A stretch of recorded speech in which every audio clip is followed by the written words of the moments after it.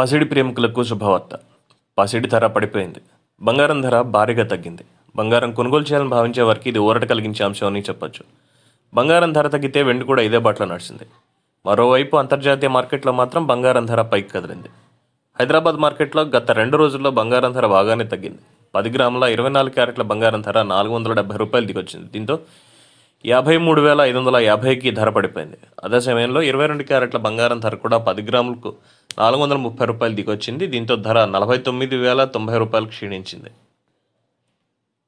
పసిడి ధర పడిపోతే వెండి ధర కూడా అదే ధరలో నడిచింది. కేజీ వెండి ధర గత 2 రోజుల్లో దాదాపుగా ₹1,700 పడిపోయింది. దీంతో వెండి ధర 67,800కు దిగొచ్చింది.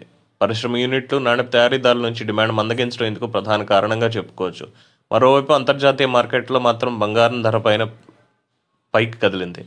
బంగారం ధర ఔన్స్కు 0.40% పెరుగుదలతో $1,957 వద్ద ఉంది.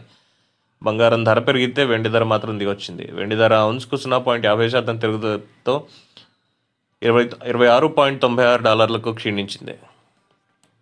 కాగా బంగారం ధరపై ప్రభావం చూపే అంశాలు చాలానే ఉన్నాయి. ద్రవ్యోల్బణం, గ్లోబల్ మార్కెట్ పసిడి ధరల్లో మార్పు, కేంద్ర బ్యాంకుల వద్ద ఉన్న బంగారం నిల్వలు, వడ్డీ రేట్లు, జ్యువెలరీ మార్కెట్, భౌగోళిక ఉద్రిక్తతలు, వాణిజ్య యుద్ధాలు వంటి పలు అంశాలు పసిడి ధరపై ప్రభావం చూపుతాయి.